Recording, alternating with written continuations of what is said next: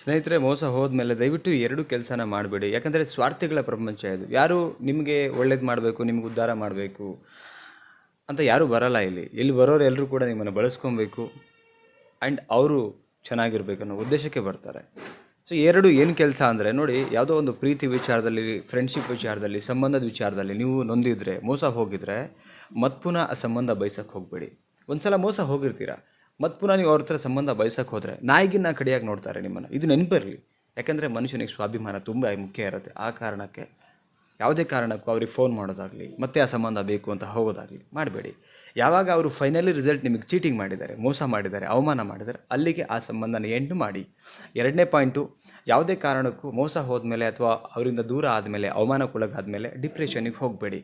ಯಾಕೆ ಅಂತ ಹೇಳಿದ್ರೆ, ಇಲ್ಲಿ ಯಾವ ವ್ಯಕ್ತಿ ನಮ್ಮನ್ನು ಬಿಟ್ಟು ಹೋಗಿದ್ದಾರೆ, ಮೋಸ ಮಾಡಿದ್ದಾರೆ, ಅವರ ಮುಂದೆ ನಾವು ತುಂಬ ಚೆನ್ನಾಗಿ ಬಾಳಿ ಬದುಕಬೇಕು. ಅದೇ ನಾವು ಅವ್ರಿಗೆ ಕೊಡುವಂಥ ರಿವೆಂಜ್. ಸೊ ಆ ಒಂದು ಕಾರಣಕ್ಕೋಸ್ಕರ ದಯವಿಟ್ಟು ಎಷ್ಟೋ ಜನ ಏನು ತಪ್ಪು ಮಾಡಿಬಿಡ್ತಾರೆ ಅಂದರೆ, ಅವ್ರು ಯಾರೋ ತುಂಬ ಅಡಿಕ್ಟ್ ಆಗಿರ್ತಾರೆ, ಕನೆಕ್ಟ್ ಆಗಿರ್ತಾರೆ ಅಂಥೇಳಿ ಮತ್ತೆ ಪುನಃ ಫ್ರೆಂಡ್ಶಿಪ್ ಬಯಸಕ್ಕೆ ಹೋಗ್ತಾರೆ, ಮತ್ತೆ ಪುನಃ ಲವ್ ಬಯಸಕ್ಕೆ ಹೋಗ್ತಾರೆ, ಮತ್ತೆ ಪುನಃ ಸಂಬಂಧ ಬಯಸಕ್ಕೆ ಹೋಗ್ತಾರೆ. ಸೊ ಅದು ತಪ್ಪು ಕೆಲಸ ಆಗುತ್ತೆ. ಆ್ಯಂಡ್ ನೆಕ್ಸ್ಟು ಏನು ಅಂತ ಹೇಳಿದ್ರೆ, ಕೆಲವರು ಬಿಟ್ಟು ಹೋಗಿರೋ ಭ್ರಮೆಯಲ್ಲಿ ಏನೋ ಒಂದು ಸಡನ್ಲಿ ಡಿಸಿಷನ್ ತೊಗೊಂಡು ಕುಡಿಯೋದಕ್ಕೋ, ಡ್ರಗ್ಸಿಗೋ, ಅಥವಾ ಊಟ ಬಿಡೋದಕ್ಕೋ, ಅಥವಾ ಹೆಲ್ತ್ ಬಗ್ಗೆ ಇನ್ನೇನೋ ಮಾಡ್ಕೊಳ್ತಾರೆ. ಸೊ ದಯವಿಟ್ಟು ಆ ಕೆಲಸ ಮಾಡಬೇಡಿ. ಬಿಕಾಸ್ ಇಲ್ಲಿ ಯಾರಿಗ್ಯಾರು ಅಲ್ವೇ ಅಲ್ಲ. ಶಾಶ್ವತವಾಗಿರೋದು ನಾವು ಅಷ್ಟೇ. ಅದು ನಮ್ಮ ಬದುಕು ಶಾಶ್ವತ ಅಲ್ಲ, ನಮಗೆ ನಾವೇ ಶಾಶ್ವತ ಅಂದ್ಕೊಳ್ಬೇಕು. ಇಲ್ಲಿ ಒಬ್ಬರೇ ಹುಟ್ಟಿದ್ದೀವಿ, ಒಬ್ಬರೇ ಸಾಯ್ತೀವಿ ಅಂತ ಇದನ್ನು ಅರ್ಥ ಮಾಡ್ಕೊಳ್ಳಿ. This is the practical of life. ಇದನ್ನು ನಾನು ಅರ್ಥ ಮಾಡಿಸ್ಲಿಕ್ಕೆ ಈ ಒಂದು ವಿಡಿಯೋನ ಮಾಡಿದ್ದೀನಿ. ಸೊ ದಯವಿಟ್ಟು ಅರ್ಥ ಮಾಡ್ಕೊಳ್ಳಿ. ಯಾರೂ ನಿಮ್ಗೆ ಆಗಲ್ಲ, ಯಾರೂ ನಿಮಗೆ ಬರಲ್ಲ, ಎಲ್ಲ ಪಾತ್ರಧಾರಿಗಳಷ್ಟೇ.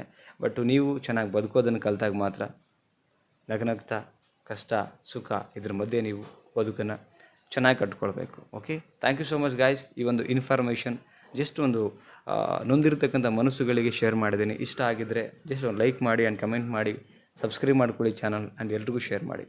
ನಮಸ್ತೆ.